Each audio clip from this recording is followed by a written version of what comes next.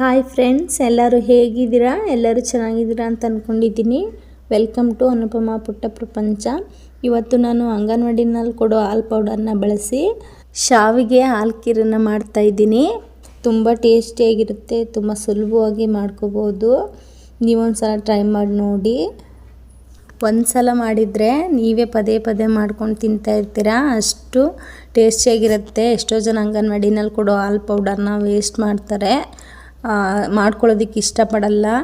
ಈ ಥರ coffee tea ಎಲ್ಲ ಮಾಡ್ಕೋಬೋದು ಅದರಲ್ಲಿ. ಯಾರಿಗೆಲ್ಲ ಆ ಥರ ಇಷ್ಟ ಇಲ್ಲ ಅನಿಸುತ್ತೆ. ಈ ಥರ ನೀವೊಂದು ಸಲ ಖೀರನ್ನ ಮಾಡ್ಕೊಳ್ಳಿ, ತುಂಬ ಟೇಸ್ಟಿಯಾಗಿರುತ್ತೆ. ಬನ್ನಿ ಇವಾಗ ಹೇಗೆ ಮಾಡೋದು ಅಂತ ನೋಡೋಣ. ನೋಡೋದಕ್ಕಿಂತ ಮುಂಚೆ ಯಾರು ಈ ವಿಡಿಯೋನ ಸಬ್ಸ್ಕ್ರೈಬ್ ಮಾಡದೆ ನೋಡ್ತಾ ಇದ್ದೀರಾ, ಈ ಕೂಡಲೇ ಸಬ್ಸ್ಕ್ರೈಬ್ ಮಾಡಿ, ಪಕ್ಕದಲ್ಲೇ ಇರೋ ಬೆಲ್ ಬಟನ್ನ ಕ್ಲಿಕ್ ಮಾಡಿ, ಆಲ್ ಅನ್ನೋ ಆಪ್ಷನ್ನ ಸೆಲೆಕ್ಟ್ ಮಾಡಿ, ಹಾಗೆ ನಿಮ್ಮ ಫ್ರೆಂಡ್ಸ್ಗಳಿಗೆಲ್ಲ ಶೇರ್ ಮಾಡಿ, ಲೈಕ್ ಮಾಡಿ. ಇದೇ ಥರ ಸಪೋರ್ಟ್ ಮಾಡ್ತಾಯಿರಿ. ಹಾಗಿದ್ರೆ ಬನ್ನಿ, ತಡ ಮಾಡೋದು ಬೇಡ, ಹೇಗೆ ಮಾಡೋದು ಅಂತ ನೋಡೋಣ. ನೋಡಿ, ನಾನಿಲ್ಲಿ ಒಂದು ಕಡಾಯಿನ ತೊಗೊಂಡಿದ್ದೀನಿ. ಆ ಕಡಾಯಿಗೆ ಸುಮಾರು ಒಂದು 3 ಸ್ಪೂನಷ್ಟು ತುಪ್ಪನ ಹಾಕೋತಾ ಇದ್ದೀನಿ. ನೀವು ಜಾಸ್ತಿ ತುಪ್ಪನ ಇಷ್ಟಪಡೋದಾದರೆ ಹೆಚ್ಚಿಗೆ ಹಾಕೋಬೋದು. ಲೋ ಫ್ಲೇಮಲ್ಲೇ ತುಪ್ಪನ ಕಾಯಿಸ್ಕೊಳ್ಳಿ, ಹೈ ಫ್ಲೇಮ್ನ ಮಾಡಬೇಡಿ. ತುಪ್ಪ ಕಾದ ನಂತರ ಗೋಡಂಬಿ, ದ್ರಾಕ್ಷಿ ಹಾಗೆ ಬಾದಾಮಿನ ಹಾಕೋತಾ ಇದ್ದೀನಿ. ನಿಮ್ಗೆ ಎಷ್ಟು ಬೇಕು ಅಷ್ಟನ್ನ ಹಾಕ್ಕೊಳ್ಳಿ. ಹಾಕ್ಕೊಂಡು ಲೋ ಫ್ಲೇಮಲ್ಲೇ ನಾವು ಇದನ್ನು ಫ್ರೈ ಮಾಡ್ಕೋಬೇಕು. ದ್ರಾಕ್ಷಿ ಸ್ವಲ್ಪ ಉಬ್ಬೋವರೆಗೂ ನಾವು ಫ್ರೈ ಮಾಡ್ಕೊಳ್ಳೋಣ. ನೋಡಿ, ಇವಾಗ ದ್ರಾಕ್ಷಿ ಎಲ್ಲ ಉಬ್ಬಿದೆ. ಇಷ್ಟು ಉಬ್ಬಿದ ತಕ್ಷಣ ನಾವು ಶಾವಿಗೆನ ಹಾಕ್ಕೊಳ್ಳೋಣ. ನೀವು ಹುರಿದಿರೋ ಶಾವಿಗೆನ ತಗೊಂಡ್ರೆ ಸ್ವಲ್ಪ ಬೆಚ್ಚಗೆ ಮಾಡ್ಕೊಳ್ಳಿ, ಈ ಥರ ಗೋಡಂಬಿ ದ್ರಾಕ್ಷಿ ಒಳಗಡೆ ಹಾಕ್ಕೊಂಡು. ಇಲ್ಲ ಅಂತಂದರೆ ನೀವು ಹಾಗೆ ಸುಧಾ ನೀವು ಹಾಕೋಬೋದು. ಈಗ ನಾನು ಹುರಿದಿರೋ ಶಾವಿಗೆನ ತೊಗೊಂಡಿಲ್ಲ, ಅದಕ್ಕೆ ನಾನು ಸ್ವಲ್ಪ 2 ನಿಮಿಷ ನಾನು ಲೋ ಫ್ಲೇಮಲ್ಲೇ ಇದನ್ನು ಕಲರ್ ಚೇಂಜ್ ಆಗೋವರೆಗೂ ಫ್ರೈ ಮಾಡ್ಕೊತೀನಿ. ಈ ಥರ ಮಾಡೋದ್ರಿಂದ ಖೀರು ತುಂಬ ಚೆನ್ನಾಗಿ ಬರುತ್ತೆ. ಈ ಥರ ಬೇಗ ಕಪ್ಪಾಗಿಬಿಡುತ್ತೆ ಇದು. ಆದಷ್ಟು ನೀವು ಲೋ ಫ್ಲೇಮಲ್ಲೇ ಫ್ರೈ ಮಾಡ್ಕೋಬೇಕು. ನೋಡಿ, ಈ ಥರ 2 ನಿಮಿಷ ಫ್ರೈ ಮಾಡ್ಕೊಳ್ಳಿ. ನೋಡಿ, ಕಲರ್ ಚೇಂಜ್ ಆಗೋವರೆಗೂ ಸ್ವಲ್ಪ ಫ್ರೈ ಮಾಡ್ಕೊಂಡಿದ್ದೀನಿ. ಇದೇ ಥರ ನೀವು ಕೈ ಆಡಿಸ್ಕೊಂಡು ಫ್ರೈ ಮಾಡ್ಕೋಬೇಕು. ಈಗ ಇದನ್ನು ನಾನು ಫ್ರೈ ಮಾಡ್ಕೊಂಡಾಗಿದೆ. ಈಗ ಇದನ್ನು ನಾನು ಒಂದು ಪ್ಲೇಟಿಗೆ ಎತ್ತಿಡ್ಕೊತೀನಿ. ಈಗ ನಾನು ಅದೇ ಕಡಾಯಿಗೆ ನೀರನ್ನು ಹಾಕೋತಾ ಇದ್ದೀನಿ. ಯಾವ ಕಪ್ನಲ್ಲಿ ಶಾವಿಗೆನ ತೊಗೊಂಡಿದ್ದೆ ಅದೇ ಕಪ್ನಲ್ಲಿ ನಾನು 2 ಕಪ್ಪಷ್ಟು ನೀರನ್ನು ಹಾಕೋತಾ ಇದ್ದೀನಿ. ಈ ಥರ ಒಂದೇ ಮೆಜರ್ಮೆಂಟಲ್ಲಿ ನಾನು ಸೇಮ್ ಕಪ್ನಲ್ಲಿ ತೋರಿಸ್ತಾ ಇದ್ದೀನಿ. ನೀವು ಯಾವ ಕನ್ಸಿಸ್ಟೆನ್ಸಿನಲ್ಲಿ ಮಾಡ್ಕೋತೀರಾ ಆ ಕಪ್ನಲ್ಲೇ ಕರೆಕ್ಟಾಗಿ ಎಲ್ಲ ಅಳತೆ ನೋಡಿ ಹಾಕ್ಕೊಳ್ಳಿ, ತುಂಬ ಚೆನ್ನಾಗಿ ಬರುತ್ತೆ. ಈಗ ಸ್ವಲ್ಪ ನೀರು ಬೆಚ್ಚಗಾಗಬೇಕು. ಬೆಚ್ಚಗಾದ ತಕ್ಷಣ ನಾನು ಹಾಲು ಪೌಡರ್ನ ಹಾಕೋತಾ ಇದ್ದೀನಿ. ಸೇಮ್ ಅದೇ ಕಪ್ನಲ್ಲಿ ನಾನು 1 ಕಪ್ಪಷ್ಟು ಹಾಲು ಪೌಡರ್ನ ಹಾಕೋತಾ ಇದ್ದೀನಿ. ಹಾಲು ಪೌಡರ್ನ ಹಾಕ್ಕೊಂಡು ನಾವು ನೀಟಾಗಿ ಸ್ವಲ್ಪ ಗಂಟಿಲ್ದೇನೆ ಇರೋ ಹಾಗೆ ನೀಟಾಗಿ ಮಿಕ್ಸ್ ಮಾಡ್ಕೋಬೇಕು.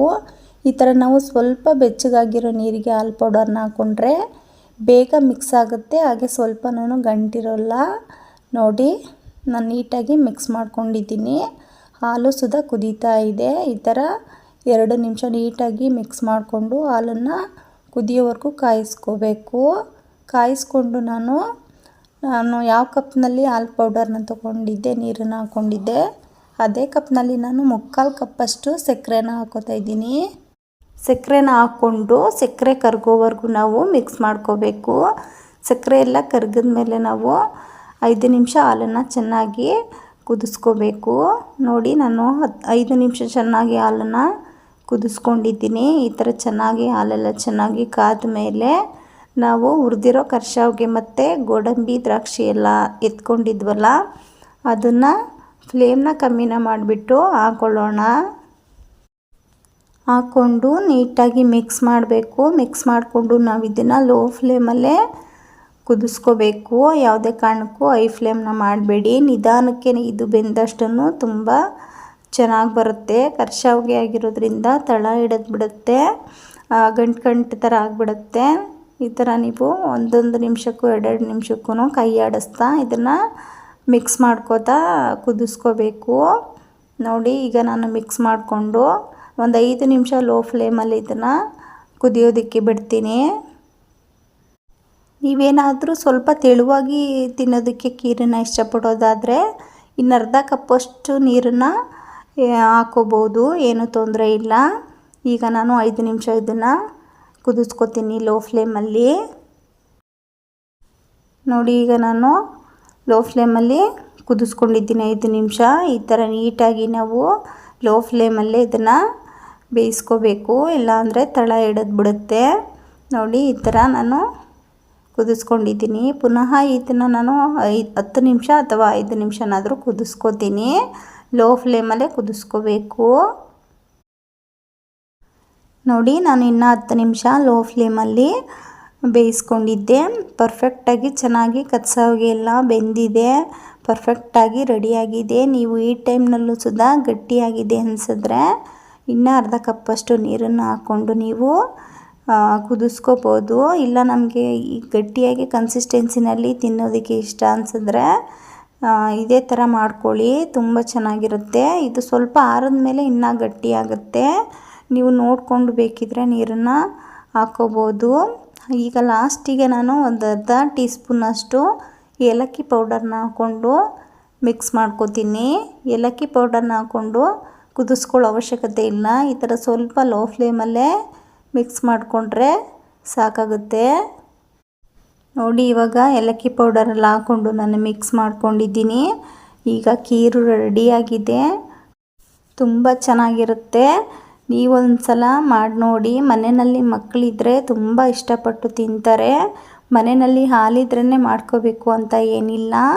ಈ ಥರ ಹಾಲು ಪೌಡರ್ನ ಬಳಸಿನೂ ಸುಧಾ ನಾವು ಮಾಡ್ಕೋಬೋದು. ತುಂಬ ಟೇಸ್ಟಿಯಾಗಿರುತ್ತೆ. ತುಂಬ ಬೇಗ ಯಾವುದಾದ್ರೂ ನೀವು ಸ್ವೀಟನ್ನು ಮಾಡ್ಕೋಬೇಕು ಅಂದರೆ ಈ ಥರ ಒಂದು ಸಲ ನೀವು ಖೀರನ್ನು ಮಾಡಿ ನೋಡಿ. ನೀವು ಮಾಡಿ ನನಗೆ ಹೇಗೆ ಬಂದಿದೆ ಅಂತ ಕಾಮೆಂಟ್ ಬಾಕ್ಸಲ್ಲಿ ತಿಳಿಸಿ. ಹಾಗೆ ಈ ಖೀರು ಸ್ವೀಟ್ ರೆಸಿಪಿ ನಿಮಗೆ ಇಷ್ಟ ಆದರೆ ಪ್ಲೀಸ್ ಸಬ್ಸ್ಕ್ರೈಬ್ ಮಾಡಿ, ಪಕ್ಕದಲ್ಲೇ ಇರೋ ಬೆಲ್ ಬಟನ್ನ ಕ್ಲಿಕ್ ಮಾಡಿ, ಆಲ್ ಅನ್ನೋ ಆಪ್ಷನ್ನ ಸೆಲೆಕ್ಟ್ ಮಾಡಿ. ಹಾಗೆ ನಿಮ್ಮ ಫ್ರೆಂಡ್ಸ್ಗಳಿಗೆಲ್ಲ ಶೇರ್ ಮಾಡಿ, ಲೈಕ್ ಮಾಡಿ. ಇದೇ ಥರ ಸಪೋರ್ಟ್ ಮಾಡ್ತಾಯಿರಿ. ಹಾಗೆ ನಿಮಗೆ ಯಾವುದೇ ರೆಸಿಪಿ ಬೇಕು ಅಂದರೂ ನನಗೆ ಕಾಮೆಂಟ್ ಬಾಕ್ಸಲ್ಲಿ ತಿಳಿಸಿ, ನಾನು ನಿಮಗೆ ಮಾಡಿ ತಿಳಿಸ್ತೀನಿ.